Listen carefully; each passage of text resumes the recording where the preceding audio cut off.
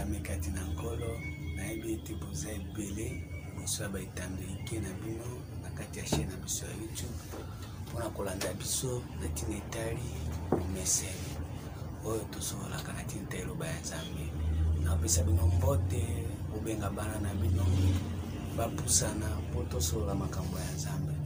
Tozesu na temps ya koperdre te ngongo ekomoke mpona nini a Jésus pusana yango esengeli toloba makambo ya Nzambe yango ete biso baoyo molimo na biso ezonga epai ya Nzambe esengeli toloba makambo ya Nzambe tososola mpo ntango tokososola te ata tokufi tokabwani na baposo na biso oyo babengi ebebe molimo na biso ezonga epai ya Nzambe mpo toyambaki yango. Okoki kozonga epai ya Nzambe te soki oyambaki molimo na ye te, soki oyambaki yango nde okozonga mpo mokanda ya Nzambe na mokanda ya Jacques 1 verset 18 elobi nini ndeko pusana izwa Bible na yo, izwa kaye na yo, izwa stilo na yo banda konote makambo tozoloba. Mokanda ya Jacques 1 verset 18 nazotanga na kombo na Yesu elobi boye oningami kati na nkolo ta malamu yango.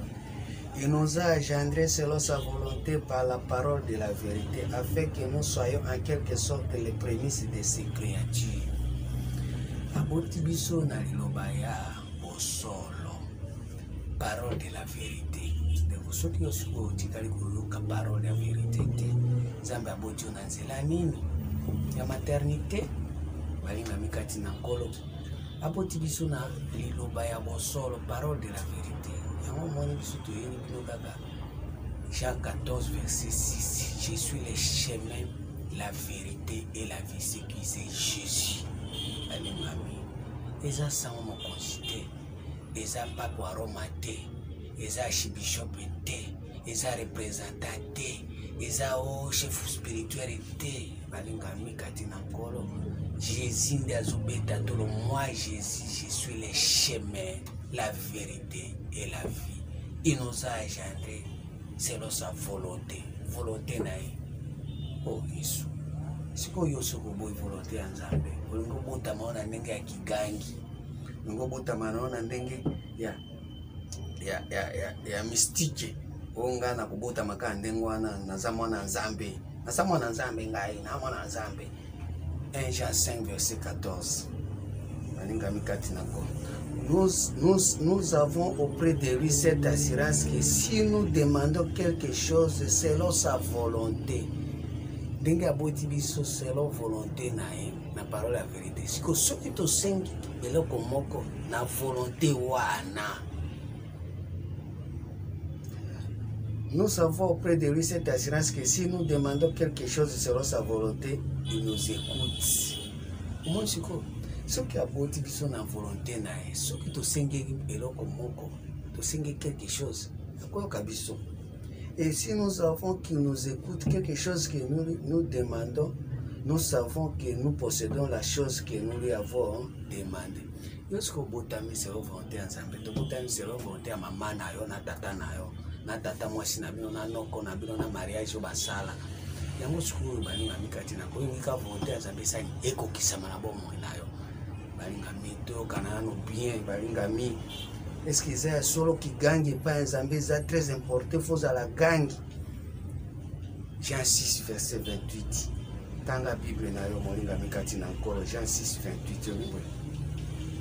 Il dit que devons-nous faire pour faire les œuvres de Dieu? Jésus leur répondit, l'œuvre de Dieu c'est que vous croyez à celui qui l'a envoyé. Ah Nzambe. Que volonté ya Nzambe, œuvre ya Nzambe bondimela oya atindaki Nzambe atindaki na Jésus. Il a envoyé son fils Jésus, le fils unique encore. Yango moni biso tozozonga kaka po tosola na bino makambo ya Nzambe na nzela ya Yesu ya moto mosusu te, ya Mohamed te, ya pape te, ya sango mokonzi te, ya Bouddha te, Dieu de noir te, Dieu de blanc te, Dieu de chocolat te. Balingami bana na nzambe tomiyokela mawa tokota na nzela ya Yesu tokota na fenêtre te. Jean 10 po nzambe sunga premier verset. En vérité yoka non Jésus azobanda selo ndenge ayebi makambo ya vérité abandi en vérité je vous le dis, celui qui n'entre pas par la porte dans la bergerie mais qu'il montre par ailleurs, c'est un voleur.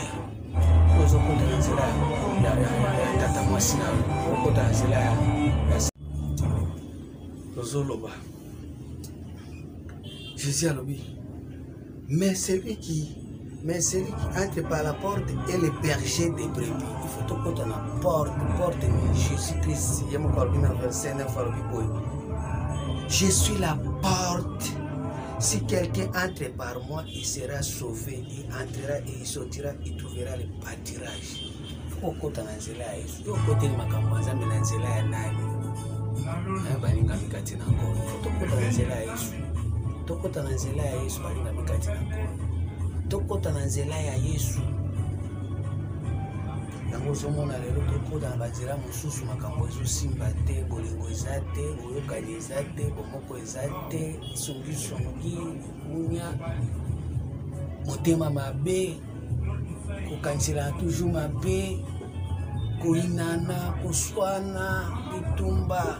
Tokota na nzela nini, nzela mosusu balinga mikati na ngolo. Eza normal te. Yango tozosenga na bino bolanda chaîne na biso ya YouTube tokokota na nzela ya Yesu, nzela moko kaka ya Yesu, nzela unique.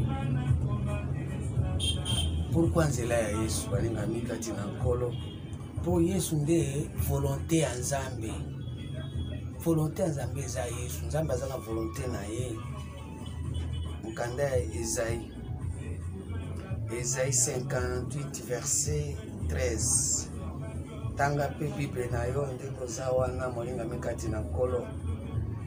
Esaïe 58 verset 13. Robini totanga mona kombo na Yesu Kristo. Et si tu retiens ton pied pendant le sabbat pour ne pas faire ta volonté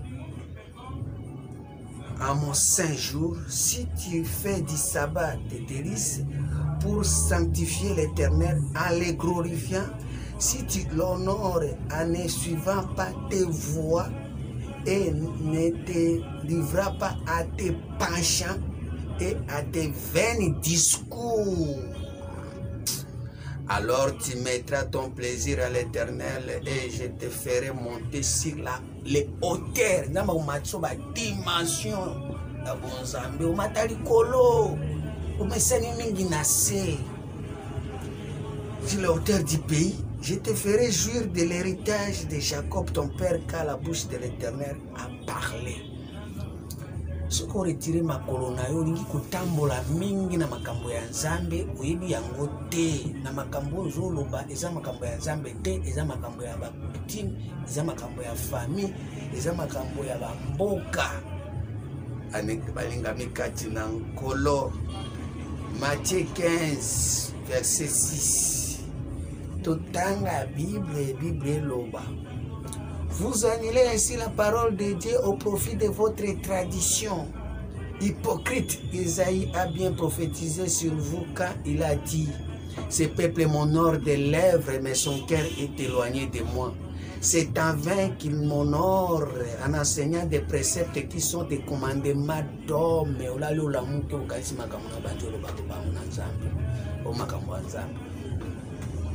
Et ça va commandement d'hommes. Ozolo wa makambo abatu. Or makambo abatu, makambo na yo, vie na yo, vie privée na yo, Nzambe asalela yo. Eza Jésus te. Ah, Nzambe na bomo.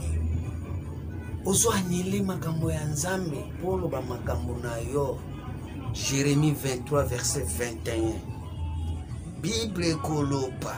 Jérémie 23 verset 21. Elobini.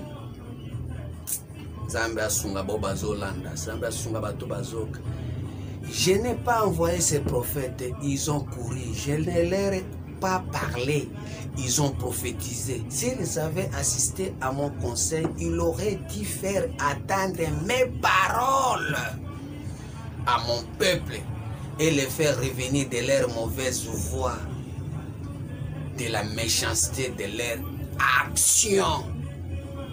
Nzambe sunga bato boloka makambo abuyi. Ne suis-je pas un Dieu de près, dit l'Éternel, et ne suis-je pas aussi un Dieu de loin? Atana musika naka nzambe, atana pembeni naka nzambe, ato yebingate naka nzambe. Samba zaka nzambe, balinga mikati na nkolo. Totika koloba makambo ya bato, makambo na biso na kati ya makambo ya nzambe. Tose to reposer na biloko wana, to retenir makolo na biso makolo nini. Proverbe 13, verset 3. Bible koloba. Celui qui verse sa bouche garde son âme. Celui qui ouvre de grandes lèvres court à sa perte. Celui qui verse sa bouche, tant que zoloba, il va que zotambola déjà. Mais il faut que veille na makamuni nyongoloba. Veille na monoko na yo. De regarder âme na yo. Mais ce que zo veille te. Ozo sala bilobela makambo nzambe ko makambo ya bilobela makambo ya pamba. Proverbe 18, verset 20. C'est le fruit de la bouche que l'homme rassasie son corps. C'est du produit de ses lèvres qu'il se rassasie. Aningame. Na koloba mingi ana ndo zotoni sabato na nzoto. Moi mutu akombe mutu mabe. Corps nyonso ekomi mabe. Bambate ayoki mingi ya buzoba. Na koyoka nde mutu azotondisa nzoto na ye. Yango moi mutu akomi makambo ya mabe. Bato bazongi na banganda, na baboite, na babare, na bistro. Pona ni bayoki makambo ya nzambe na ndenge ya mabe. Yango babare tondi kirikiri. Bayoki na nzela ya mwana ya nzambe te, bayoki na nzela ya baprofete, ba témoignage ezanga tina. Yango wana nazosenga na bino boya na chaîne na biso ya 3e testament toyoka Jésus Christ. Makambo ya likolo, makambo ya bonzambe, topema tokota na repos ya makambo na biso, to se reposer na buzoba ya makambo na biso po tobebisa bonzambe na biso te. Bonzambe ezali balinga mikati na nkolo. Tango yango ese ekoki ya ba vrais adorateurs esengeli bamonana. Naosenga na bino na kombo na Yesu Kristo tozonga epai ya nzambe, toyoka makambo Jésus azoloba. Jésus aye na makambo na ye ezali. Totika koloba makambo na biso liboso ya bandimi. Bakozongela nzambe te, bakokende nde mosika na nzambe. Esaïe 9. Nzambe asunga yo moto ozolanda. Tobanda na verset 13. Le peuple ne revient pas à celui qui l'a frappé, et il ne recherche pas l'Éternel des armées. Ainsi l'Éternel arrachera d'Israël la tête et la queue, la branche de palmier et la rosée et le roseau à un seul jour. Ozomona banzete se telemi banzete ambila itelemi mutonga na sama wende tingana zale wende nzamba bya kwa arashi banzete andingo wana. Bazaba mukila. Bazoloba makambo ya mutute, bazoloba makambo ya mukila. Ba descendant ya dragon, Apocalypse 12 verset 3. L'ancien et le magicien c'est la tête, et les prophètes qui enseignent les mensonges ce sont le queue. Ba prophétie ya ma pamba ya pambulu. Izanga iteza Bible. Ceux qui conduisent ce peuple l'égarent, et ceux qui se laissent conduire se perdre. Izanga ite, isa Bible, so ni pasola papier wana. C'est pourquoi le Seigneur ne saurait se réjouir de leurs jeunes hommes, ni d'avoir pitié de leurs orphelins et de leurs veuves, car tous sont des impies, des méchants, et toutes les bouches profèrent des infamies. Malgré tout cela, sa colère ne s'apaise point, et sa main est encore étendue. Nzambe a dit à l'oboko ya moment le troisième testament. Nzambe a dit à l'oboko boya bolonga kuna bolonga na mukila bolonga epa ba prophète de mensonge bo baza mukila ba que balinga mikati na nkolo nazo senga na moto ozolanda ngai eza ngai te eza bible totanga bible te toso abwani toina oyinanga bwani naotanga bible. Proverbe 29 verset 12 bible nde ezoloba ngam na koma yango te ngam na ya nango mpe awa te. Proverbe 29 verset 12 okoki koyebisa ngo paster yango monoko eza ngai te ezouta na bible. 12 si tu es Proverbe 29 verset 12. Car celui qui domine a eu égard aux paroles mensongères, tous ses serviteurs sont des méchants. Car celui qui domine, papa pasteur, papa diacre, bishop, ce qui est dans dominer, il y a zotari la kali lobo ezaya lokuta, ba serviteur na nyos, bazaba méchant. Zangaïté, Proverbe 29 verset 12. Car celui qui domine a eu égard aux paroles mensongères, tous ses serviteurs sont des méchants. Proverbe 16 verset 17. Le chemin de l'homme droit, c'est d'éviter le mal. Celui qui garde son âme vers sa voie. L'arrogance précède la ruine et l'orgueil précède la chute. Batebele basi ba komi ba méchant, basi ba dominer, mais ba komi orgueil. Ya monzamba lobi orgueil précède la chute. Nzamba ko kwisa bango nyonso tout. Pona ni po ba otikela Jésus tenté. Bazo tikela mwana nzambe sika te. Luc 2. Nzamba sunga yo moto zolanda, nzamba pambola yo moto zolanda, nzamba akite yo a soutenir yo moto zondima. Luc 2 verset 27.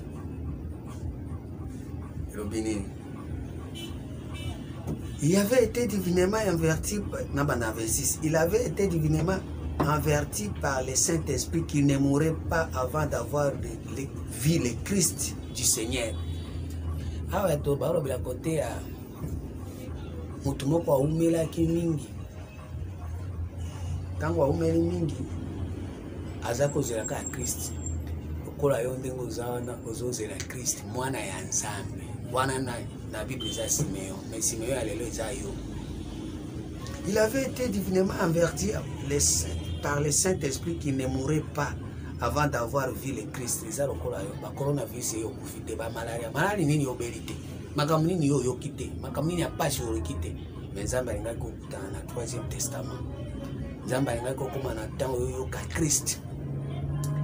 Il vint au temple poussé par l'esprit comme les parents apportaient le petit enfant Jésus pour accomplir à son égard ce qu'ordonnait la loi. Il le reçut dans ses bras, bénit Dieu.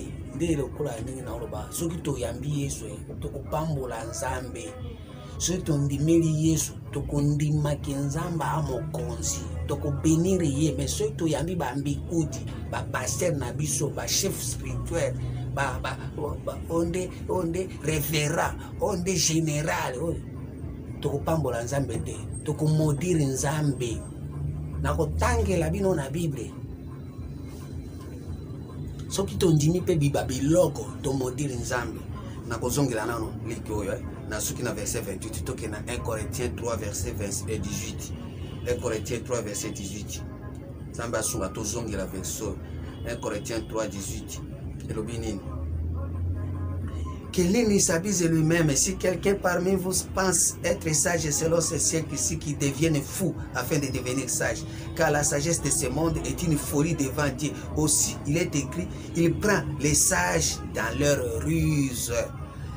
Et encore, le Seigneur connaît les pensées des sages et sait qu'elles sont vaines. Tant aux autres, on a préposition de Christ, pensez dans les vanité. Que personne donc ne mette sa gloire dans des hommes, car tout est en vous. Paul, soit Apollos, soit Céphas, soit le monde, soit Céphas, soit bishop, soit visionnaire. Nous sommes comme Nabino. Paul, soit Apollos, soit Céphas, soit le monde, soit la vie, même la vie, soit la mort, soit les choses présentes, soit les choses à venir. Tout est en vous. Et vous êtes en Christ et Christ est en Dieu. Différence en gros. Et ça, on a commis en gros, on a 1 Corinthiens 3, verset 18 à 23. Makamunyoso toujours mona wana Isaya biso. O kingandi boya bini kuna azanzambe. Isa makamuna biso. Kingandi kwa bikoto azanzambe. Isaya biso. Zambe ya biso ba makamuna biso mais zanzambe ayebi eloko wana te. Nzambe ayebi ka Christ. 1 Corinthiens 8 verset 5. Car s'il est des êtres qui sont appelés de Dieu, soit dans les ciels, soit sur la terre, comme il existe réellement plusieurs dieux et plusieurs seigneurs, néanmoins pour nous, il n'y a qu'un seul Dieu, le Père, de qui viennent toutes choses et pour qui nous sommes. Et un seul Seigneur, Jésus-Christ, par qui sont toutes choses et par lui nous sommes. Est-ce que nous avons la Bible? Mais cette connaissance n'est pas chez tous. Quelques-uns, d'après la manière dont ils envisagent encore l'idole, mangent de ses viandes. Ah, ils ont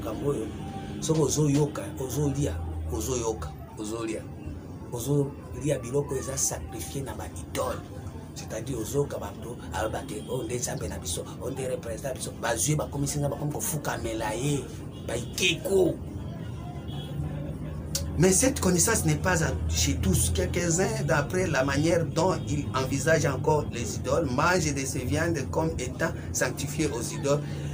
Et leur conscience qui est faible est essuyée. En essuyée.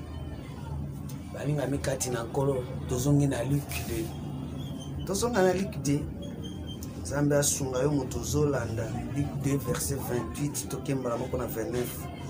Zambia Sungayo. Maintenant, Seigneur, tu laisses ton serviteur s'en aller en paix selon ta parole. Car mes yeux ont vu ton salut, salut que tu as préparé devant tous les peuples, lumière pour éclairer les nations et gloire d'Israël, ton peuple. Voilà.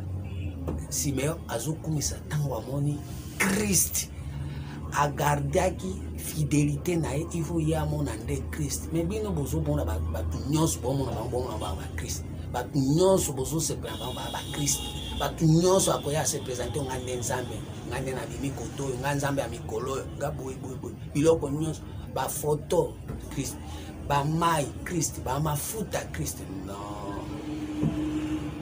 Son père et sa mère étaient dans l'admiration des choses qu'on disait de lui. Simeon les bénit et dit à Marie, sa mère, voici cet enfant est destiné à amener la chute et les relèvements de plusieurs en Israël et à devenir un signe qui provoquera la contradiction. Jésus on y a tabango. Yoka Simeon, tellement à penser qu'il pensait très loin à l'obi. Et toi-même, une épée te transpercera l'âme, afin que les pensées de beaucoup de cœurs soient dévoilées. Même yo Marie, mutobota mwana, mbeli koleka na kati na yo. Et ko dévoiler ba secret ya ba debele, Marie ni ba père spirituel na bino.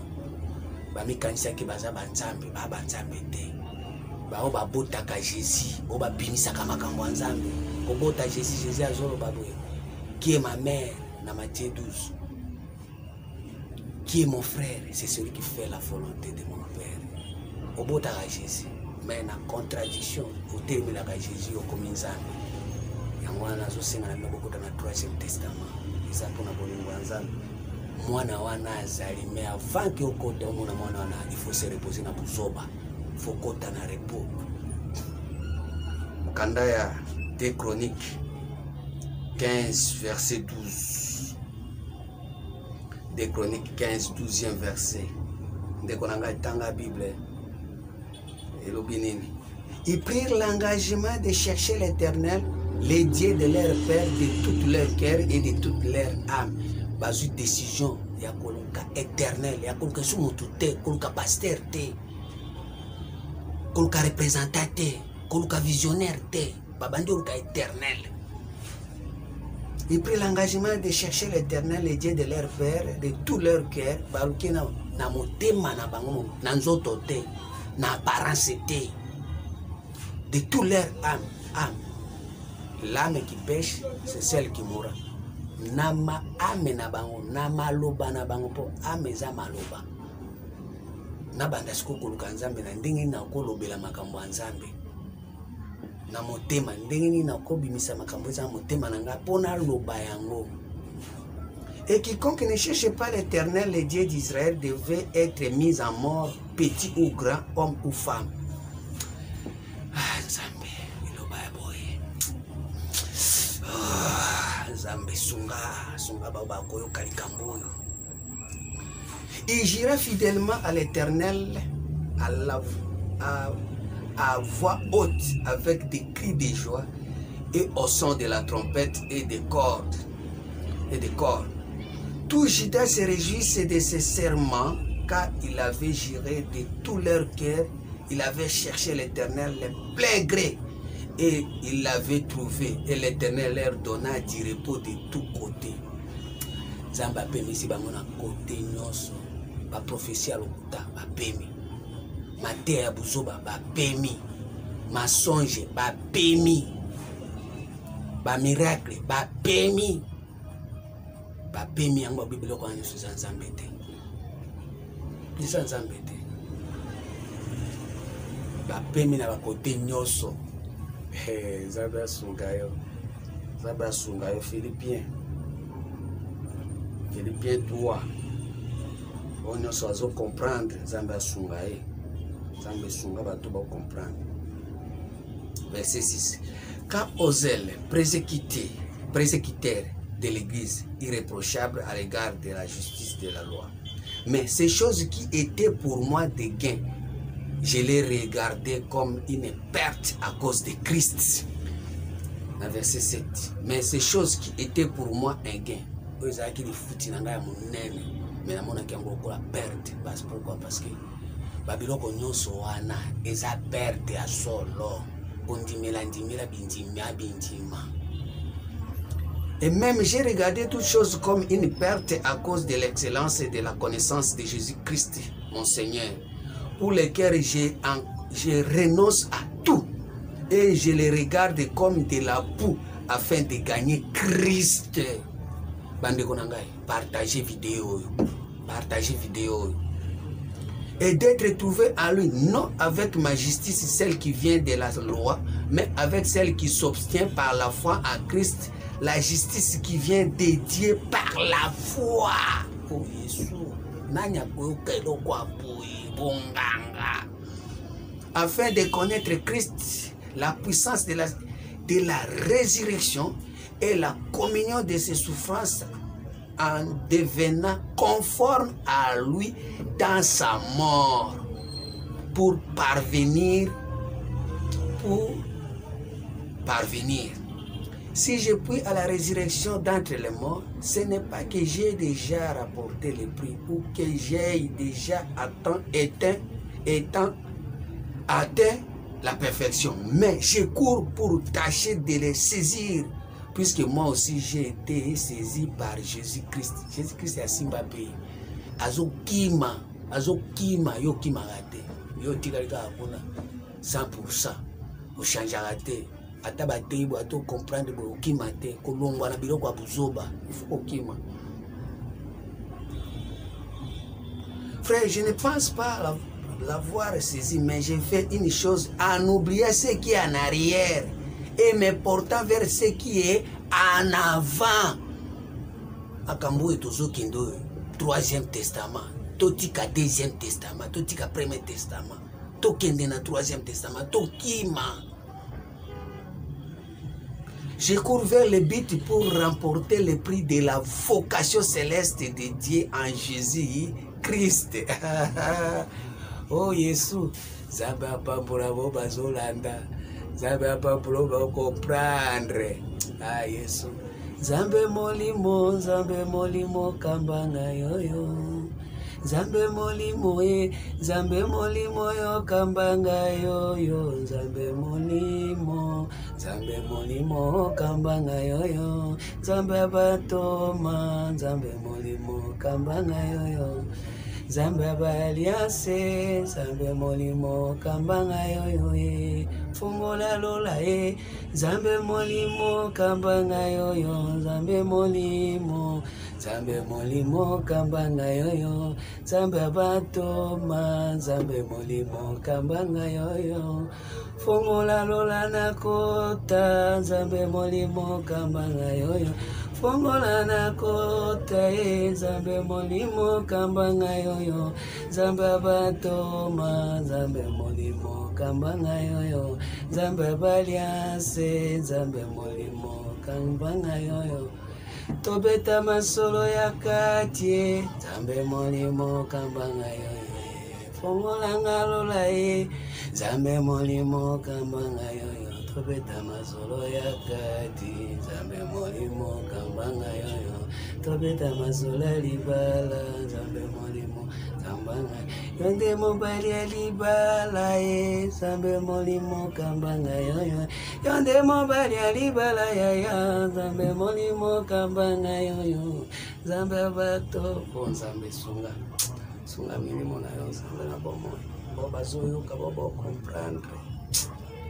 Kanda ya suka tanga Matthieu 19 verset 27. Zambe sunga boba zoyo kalikambo yokolo na bomoy. Eza pasi mingi batu asi bakangami na deuxième testament. Pierre prenant la parole lui dit, voici nous avons tout quitté et nous t'avons suivi. Quand sera-t-il pour nous? Jésus répondit, je vous l'ai dit, en vérité, quand le Fils de l'homme aura le renouvellement de toutes choses, yango tozo ya na troisième testament renouveler ya biloko nyonso tozo tia biloko nyonso ya sika troisième testament eza ya bino bobozo la cheno.